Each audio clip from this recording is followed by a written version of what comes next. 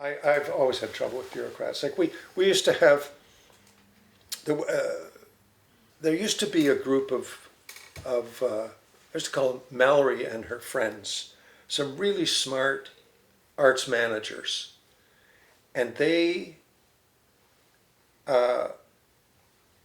were all, if there was an opening night, they were all at it. If there was a conference, they were all at it. They were doing stuff, but they weren't. They seemed to me to be doing everything. Like, let's do audience development. Back, 10, 20 years ago, audience development, board development. We've got money for that. We'll send money down the pipe. We've got a bunch of people who can help you. They're managers. So we'll send them to Sudbury to upgrade your board or teach you how to do books or whatever kind of stuff. But those things are peripheral. They may be necessary, but they're peripheral to the making of the art. So if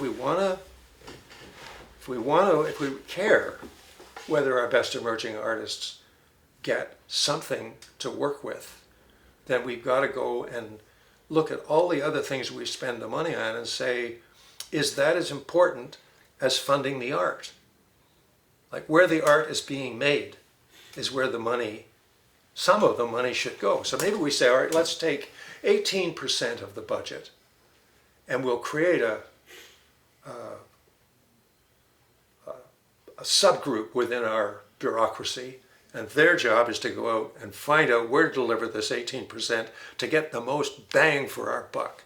And the way to do that is to find the best emerging artists, and don't have to equip them lavishly, just make it possible for them to work. So, I mean, that could be done. I totally agree. But you'd be subject to so much attack, and that's part of my Canadian point. Well, you've got to, we're dancing around that, or I am, but you do have to evaluate, you do have to say what, at some place you have to say what's good, what's mediocre, and what's bad. And let's not fund what's bad, unless, then principles kick in. You've got to fail before you can succeed. So that was a glorious failure. But we've got to have, artists are like priests, and senior artists can be like senior priests. I mean, maybe should we say to you, hey, take a year off, and here's a bag of money, go around the country and find theater artists that you think are really good and give them some of that money. It'd be like Johnny Appleseed. Right. Or you could say, go around and scout them, then we'll get them to do an application. Maybe we'll give them a video application. We can make it more complicated. Like because you want to avoid the criticism of somebody making a decision based on their assessment of somebody else's talent. Because we live in such a fragile age. Choose one instead of the other.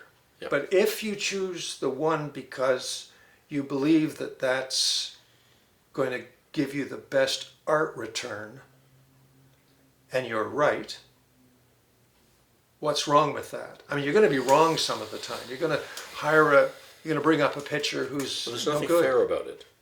Well, is it about fairness, or I mean that with irony. There's nothing fair about it. And we're a very fair country. So we want to be fair, but to actually say, no, the 6 of us in the room, the 5 of us in the room, we believe that artist is actually really extraordinary. You give them 5 years and they will, therefore we are going to take 5% of our budget, we're going to give it to them from our personal subjective judgment. That is really not fair. I agree with it, but it's not fair.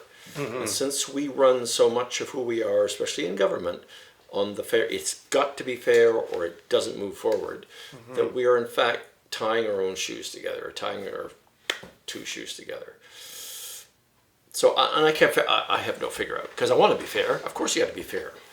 But on the other hand, if the push to be fair is actually sublimating, reaching out to make those wildly subjective ideas, you go, no, them, give them the money. And it could be a mistake. They could flame out after 2 years, and that was a waste of money. Well, we've identified a problem. I think you agree with me. But it's almost impossible to solve to everyone's satisfaction.